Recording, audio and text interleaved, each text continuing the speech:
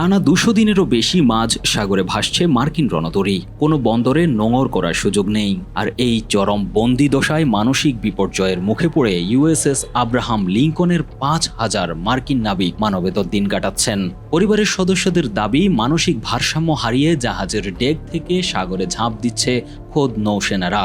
যদিও মার্কিন নৌবাহিনী এই দাবি অস্বীকার করেছে, তবে দীর্ঘমেয়াদী সামরিক মোতায়েন আর নাবিকদের মানসিক সীমার এই দ্বন্দ্বে আসলে কি ঘটছে মাঝ সমুদ্রে তা নিয়ে চলছে তোলপাড়।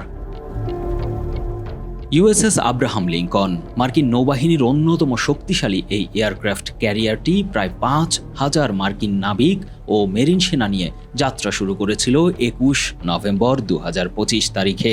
গন্তব্য ছিল প্রশান্ত মহাসাগর। কিন্তু ইরান ইসরায়েল উত্তেজনার জেরে ইরানের বিরুদ্ধে সম্ভাব্য সামরিক অভিযানের প্রয়োজনে তাদের গতিপথ বদলে মধ্যপ্রাচ্যে পাঠানো হয়। এরপর কেবল বেড়েছে সমুদ্রে ভাসার মেয়াদ। টানা ২০০ দিনেরও বেশি সময় কোনো বন্দরে না ভিড়ে সাগরেই অবস্থান করেছে জাহাজটি, যা আধুনিক যুগে মার্কিন নৌবাহিনীর ইতিহাসে এক অভূতপূর্ব রেকর্ড। নগদ নিয়ে এলো হার না মানা হার অফার। সর্বনিম্ন ১০,০০০ টাকা রেমিটেন্স নগদে পাঠালে থাকছে স্বর্ণের হার জেতার সুযোগ। অথচ সাধারণত নৌতরীকে ৪৫ থেকে ৬০ দিনের মধ্যে বন্দরে ফিরতে হয়। কিন্তু এই সামরিক রেকর্ডের আড়ালে লুকিয়ে আছে চরম মানসিক বিপর্যয় এবং মানবিক বিপর্যয়ের কাহিনী।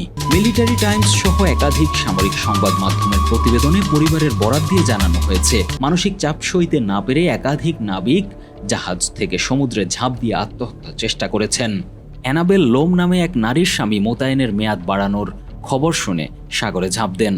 বর্তমানে তিনি মেডিকেল হোল্ডে চিকিৎসাধীন রয়েছেন। মারিয়া রদ্রিগেজ নামে আরেকজন জানান, তার স্বামীর চোখের সামনেই আরেক সহকর্মীকে সাগরে ঝাঁপ দেওয়ার ঠিক আগ মুহূর্তে ঝাপটে ধরেন। এই খবর ছড়িয়ে পড়ার পর স্যান দিয়াগোতে ২০০ শতাধিক উদ্বিগ্ন স্বজন ভারপ্রাপ্ত নৌবাহিনীর সচিব হাং কাও এর সাথে সরাসরি দেখা করে চরম ক্ষোভ জানান।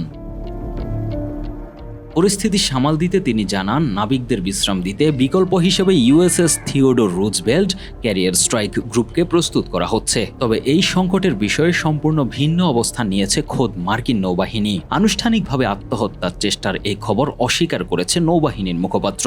কিন্তু সামরিক বিশ্লেষকরা বলছেন, নৌবাহিনীর দাপ্তরিক অবস্থান এবং পরিবারের প্রত্যক্ষ অভিজ্ঞতার মধ্যে বড় ধরনের ফারাক রয়েছে। মার্কিন নৌবাহিনী কখনোই স্বাধীনভাবে যাচাইযোগ্য কোনো সুনির্দিষ্ট তথ্য প্রমাণ জনসম্মুখে প্রকাশ করেনি। ২০২৫ সালের এক গবেষণাতেও দেখা গিয়েছে, দীর্ঘ সমুদ্র মোতায়েনে থাকা নাবিকরা চরম মানসিক অবসাদে ভোগেন এবং তারা কার্যত পর্যাপ্ত চিকিৎসা সেবা ছাড়াই মাসের পর মাস দায়িত্ব পালন করেন। তাই আসল প্রশ্ন এখানেই, ইরান যুদ্ধ যুক্তরাষ্ট্রের জন্য এতটাই দুর্বিষহ হয়ে উঠেছে যে আধুনিক সামরিক বাহিনীর ইতিহাসে দীর্ঘমেয়াদী মোতায়েনের ইতিহাস গড়তে বাধ্য হচ্ছে মার্কিন নৌবাহিনী। News desk, ২১ television.